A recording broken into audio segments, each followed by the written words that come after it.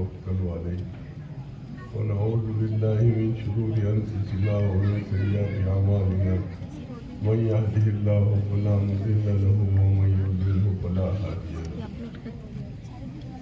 वक़द क़ाल अल्लाहु तबारक व तआला लौ अंज़लना हाज़ल क़ुरआन अला जबलिन लरअयतहु ख़ाशिअम मुतसद्दिअम मिन ख़श्यतिल्लाह।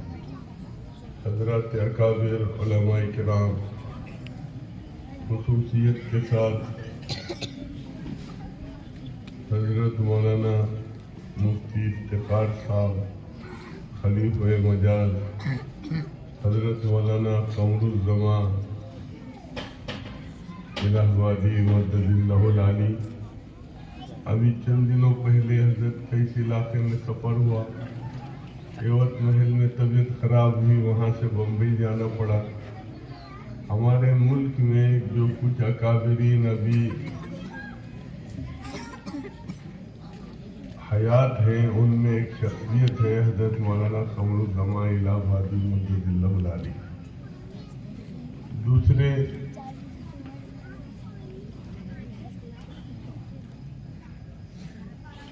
सूबाई दीनी तालीमी बोर्ड के सदर दारुल उलूम सोनूरी के नाज़िम आला हज़रत मौलाना मुफ्ती मोहम्मद रोशन साहब कासमी मददिल्लाहुल आली, इसी तरीके से स्टेज पे बैठे हुए अकाबिर उलमाए किराम, बुजुर्गों, दोस्तों और साथियों। एक दो तीन वॉलंटियर जो स्टेज के पीछे बच्चे जरा धिंगाना कर रहे हैं, उनको रोको ना।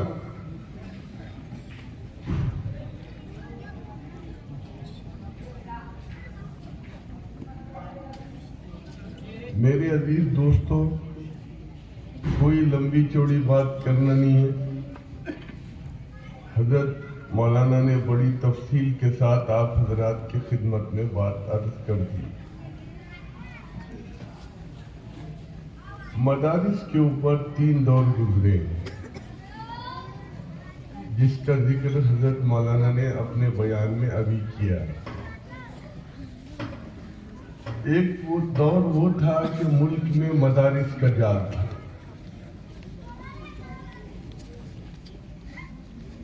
इतने मदारिस थे कि मुअर्रिख कहता है कि 1000 से ज़ायद दीनी मदारिस थे।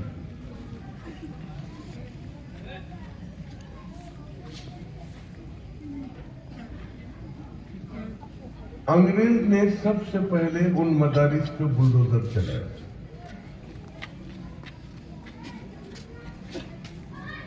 दूसरा दौर यह आया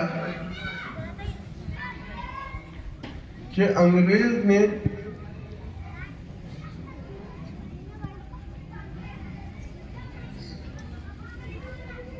एक निशानी मुतय्यन कर दी कि जिसके चेहरे पर टोपी हो, जिसके सर पर टोपी हो और चेहरे पे दाढ़ी हो और जिस्म के ऊपर कुर्ता पायजामा हो,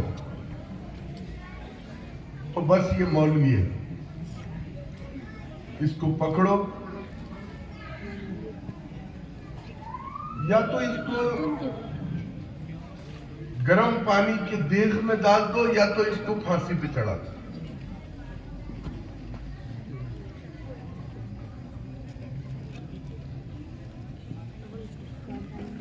तीसरा दौर वो आया कि मुल्क के किसी कोने में कोई आदमी अगर मर जाता तो लोग उसका जनाजा लेकर रास्ते पे खड़े हो जाते।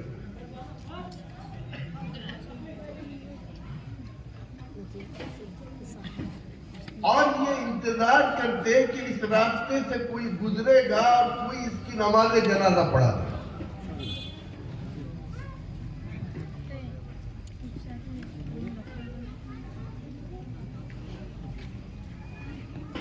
जब ये सूरत हाल पैदा हो गई तो अहलुल्लाह फिक्रमंद हुए।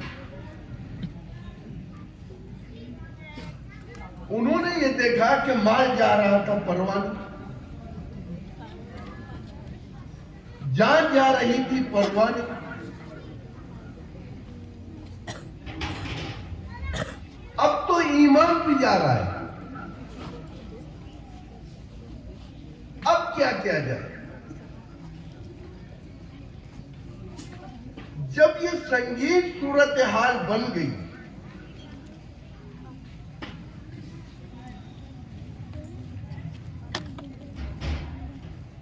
और इस सूरत हाल के ऊपर मुल्क चला गया, तो अहदुल्लाह ने सब काम को छोड़ दिया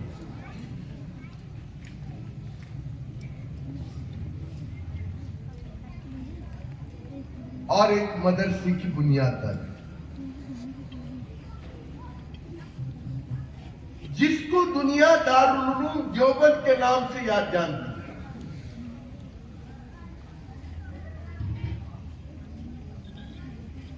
वो दौर चला,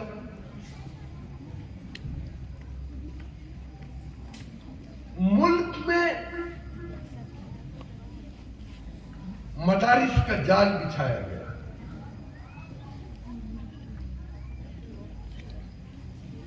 और मदारिस का जाल बिछाने का बुनियादी मकसद क्या था, इसको समझिए।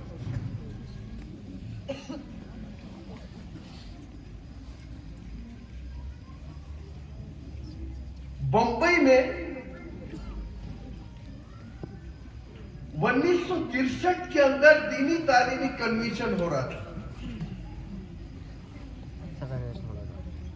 गाजी हामिदुल अंसारी साहब जमीयत उलमा महाराष्ट्र के सदर थे, जो हजरत खालिद तैयब साहब रहमतुल्लाह अलैह के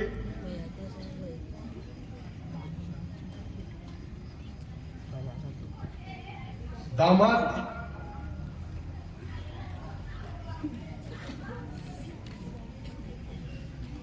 और वो जो तालीमी कन्वेंशन बंबई में हो रहा था, सिर्फ इस फिक्र पे हो रहा था कि मुसलमानों की ईमान और अकीदे की हिफाजत के लिए क्या लाएअमल तैयार किया जाए।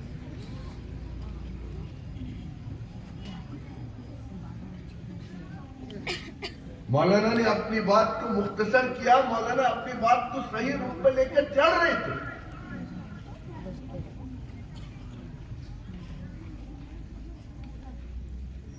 आज जिस दौर से, जिन हालात से हम गुजर रहे हैं, अल्लाह ने कुरान की हिफाजत का जिम्मा लिया। अल्लाह कुरान की हिफाजत करेंगे, तौरात की हिफाजत का जिम्मा नहीं लिया, ज़बूर की हिफाजत का जिम्मा नहीं लिया, इंजील की हिफाजत का जिम्मा नहीं लिया, लेकिन अल्लाह तबारक व तआला ने कुरान मजीद की हिफाजत का जिम्मा लिया। कहा हमने नाज़िल किया और हम हिफाजत करेंगे। और अब कैसे करेंगे? ना उसमें जेर बदला जाएगा, ना जबर बदला जाएगा, ना पेश बदला जाएगा। क़यामत तक कोई चीज नहीं बदल सकती। हज्जाज बिन यूसुफ, जिसका आपने नाम सुने, ऐसा जालिम बादशाह था कि तारीख में ऐसा जालिम बादशाह कभी नहीं गुजरा। लेकिन उलमा इकराम यहां मौजूद है, अल्लाह ने उससे जितना बड़ा काम दिया। हज्जाज बिन यूसुफ के जमाने में यहूद के उलमा हज्जाज बिन यूसुफ के पास आए और आकर कहा कि कुरान मजीद में एक आयत है और उसमें ये जिक्र किया गया है कि दो नबी हमारे पास आए और उन्होंने खाना मांगे और हमने खाना नहीं दिया।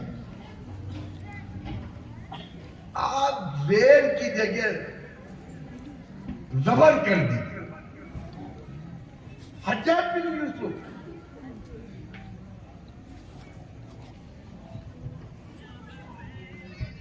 तो हज्जाज बिन यूसुफ ने अपने वजीर से कहा कि ये जो उलमा आए हैं, इनको शाही मेहमान खाने में ले जाकर बिठाओ। उनको लिया और लेके शाही मेहमान खाने में ले जाके बिठा दिया। अंदर गया, अंदर जाकर नई तलवार लाई और कहा हज्जाज तू जिंदा रहे और कुरान मजीद के अंदर जेल जबर में भी बदला जाए तो ये क्या जिंदगी काम की है। सारे उलमा को कत्ल कर। अल्लाह अपनी किताब का की हिफाजत का जिम्मा दिया है, अल्लाह हिफाजत करेंगे, लेकिन कुछ जिम्मेदारियां हमारी हैं। याद रखिए, मैं बात को लंबी करना नहीं चाह रहा हूं। हम जिन हालात में चल रहे हैं, हालात करवट दे रहे हैं। पहली गवर्नमेंट ने एक पॉलिसी लाई जिसका नाम था राइट टू एजुकेशन, लाजमी हक तालीमी बिल। 6 साल से 14 साल का बच्चा मदरसा ले जाएगा। सारे उलमा मैदान में, सबने मिलकर जद्दोजहद की। उस वक्त के वजीर तालीम कपिल सिब्बल ने राइट टू एजुकेशन, लाजमी हक तालीमी बिल जो पेश हुआ था, उसके अंदर 3 तरमीमात की।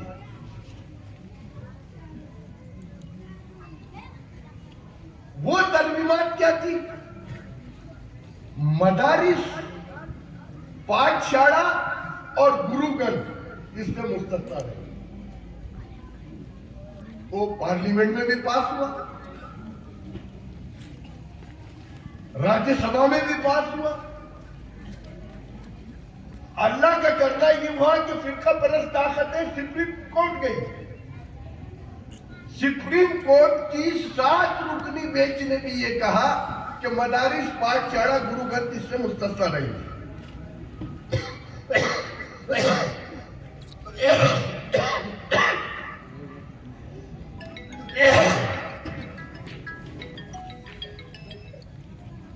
समझ लीजिए, मैं अपनी बात को कहां ले जा रहा हूं, लंबी बात नहीं करूंगा।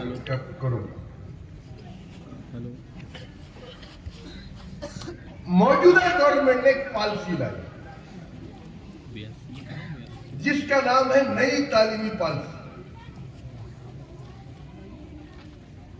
और वही 2025 में उस तालीमी पॉलिसी का निफाज हो जाएगा, अमली जामा पहनाया जाएगा। वो पॉलिसी क्या है? 3 साल से 18 साल का बच्चा मदरसा ले जाएगा, और अगर मदरसा जाएगा तो 2 लाख रुपये मदरसे वालों को डेली फाइन रहेगी। इसके ऊपर हमारे सारे अकादमी मेहनत कर रहे हैं और वो पॉलिसी के खिलाफ लड़ाई चल रही है। अभी आप लोगों ने चंद दिन पहले देखे होंगे चिल्टन कमीशन, जो छोटे बच्चों का जो कमीशन होता है, उसके चेयरमैन ने फैसला दिया कि दारुल उलूम देवबंद, नज़्मतुल उलमा, मज़ाहिब सहारनपुर सब बंद।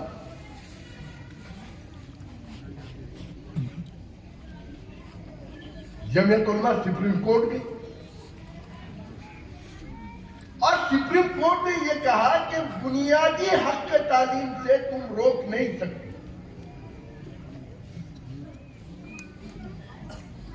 और सुप्रीम कोर्ट ने वो जो कमीशन का फैसला आया था उसको रद्द कर दिया। अब जब 3 साल से 18 साल का बच्चा मदरसा नहीं जाएगा तो उसके ईमान और अकीदे की हिफाजत कैसे होगी? माफ कीजिए, मेरी बात सख्त होगी। मुसलमानों में 3 नजरिए के लोग आज पाए जाते हैं।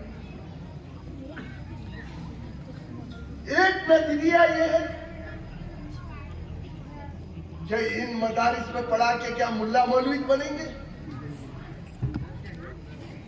एक तबका इसके ऊपर काम कर रहा है पूरे मुल्क में। दूसरा वो तबका है, वो ये कहता है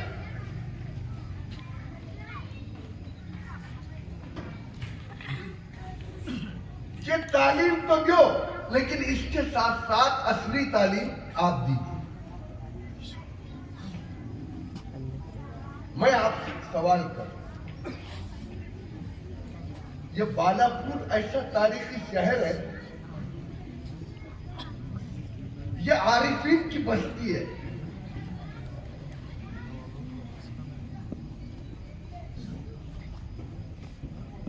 सच्चर कमेटी ने ये रिपोर्ट दी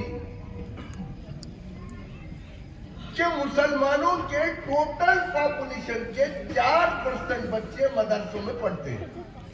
कितना पढ़ते हैं? 4%। मुसलमानों की टोटल आबादी है 20 करोड़। हर आबादी का 40% उसके बच्चे होते हैं। 20 करोड़ की 40% कितने में? 8.5 करोड़, 9.25 करोड़ हो। 9.25 करोड़ का 4% निकालिए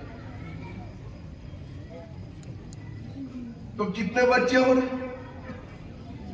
हमारी उस सरकार से भी ये मुतालिबा था कि आपको 2.5% बच्चों की फिक्र हो रही है और आपको 97% बच्चों की फिक्र नहीं हो रही। और इस सरकार से तो हम कुछ उम्मीद रख नहीं सकते, लेकिन याद रखो, मुसलमान सूखी खाएगा, रूखी खाएगा। अपने बच्चे और बच्चियों को दीनी तालीम और दुनियावी तालीम से आरास्ता करेगा। इसीलिए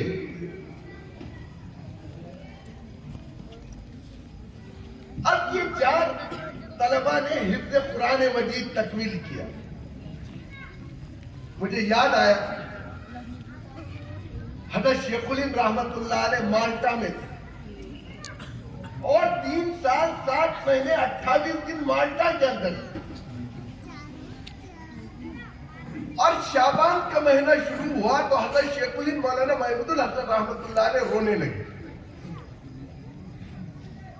हज़रत मौलाना हुसैन अहमद मदनी साहब थे, वो दिल में सोच रहे कि हज़रत को कौन सी याद सता रही, कौन सी परेशानी सता रही कि हज़रत रो रहे।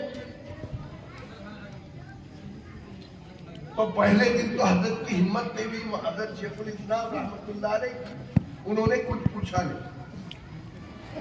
दूसरे दिन देखा कि फिर हज़रत शेखुल हिंद रहमतुल्लाह अलैह रो रहे, फिर भी हिम्मत नहीं किए। तीसरे दिन पूछा, देखे कि फिर हज़रत बेतहाशा रो रहे। रोते रोते लागर जिस्म हो गया।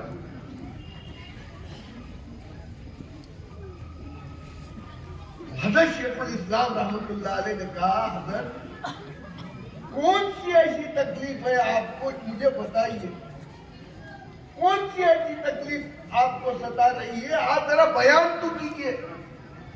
कहा, हुसैन अहमद मौत के डर से नहीं रो रहा हूं, किसी की याद में नहीं रो रहा हूं, इसलिए रो रहा हूं कि रमजानुल मुबारक आ रहे हैं, तुम भी हाफिज नहीं है, मैं भी हाफिज नहीं हूं, कुरान मजीद का कैसा हो। मुअर्रिख लिखता है कि मौलाना हुसैन अहमद मदनी रहमतुल्लाह अलैह रोजाना एक पारा याद करते और रात को हज़रत को तरावीह में सुनाते। 29 दिन के अंदर पूरा कुरान मजीद जेल में याद किया और हज़रत को तरावीह में सुनाते। ये कुरान मजीद है, अल्लाह ने इसकी हिफाजत का जिम्मा लिया है। ये जो मदारिस है, ये दीन के किले हैं। अगर आपने इनकी कदर नहीं की, ये छोटे छोटे तलबा इस मदरसे में अरबी चाहरुम तक हिफ्ज़ कुरान मजीद, दीनियात की तालीम और 50वां जलसा, यानी मदरसे ने निस्फ सदी पूरी कर दिया। मेरे अजीज दोस्तों, इस संगीन दौर में आपको 3 काम करना है। समझ रहे आप? करेंगे क्या? करेंगे? हाथ उठाओ पहले। एक नहीं, एक माजूर आदमी उठाता, 2 हाथ उठाओ, यानी अल्लाह की तरफ हाथ करके गवाही दो। आपको यह अहद करना है कि हम किसी भी हाल में अपने बच्चों को दीनी तालीम से आराधना करेंगे। दुनियावी तालीम तो पढ़ाना ही पढ़ाना है। इसी तरीके से मकातिब, 4 किस्म के फितने इस वक्त मुल्क में डाका डाल रहे हैं।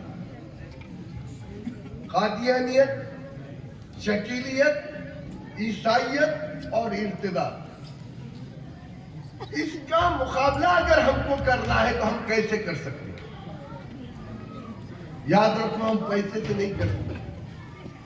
उसका वाहिद हल है।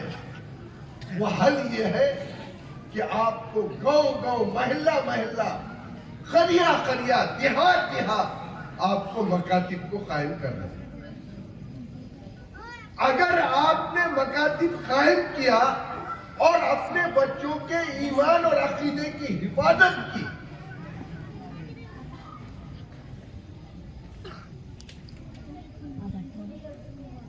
और ईमान और अकीदे की हिफाजत अगर कहीं होंगी तो मकातिब और मदारिस में। आपने अपने बच्चों की ईमान और अकीदे की हिफाजत अगर कर लिए तो ये जितने हालात बनाए जा रहे हैं और हालात को खराब करने की कोशिश की जा रही है, अगर ईमान और अकीदा मजबूत हो गया तो दुनिया की कोई ताकत उनके ईमान और अकीदे पे डाका नहीं डाल सकती। करेंगे सब लोग? फिर एक बार में मदरसे के तमाम जिम्मेदारों और हजरत मौलाना मुफ्ती हनीफ साहब, उनके तमाम असातिज़ा इकराम और बालापुर शहर की तमाम अवाम का ज़मीन क़ल्ब के साथ शुक्रिया अदा करता हूँ और मुबारकबाद पेश करता हूँ और अपनी बात को यहीं पर ख़त्म करता हूँ। वाखिरु दावाना अल्हम्दुलिल्लाह।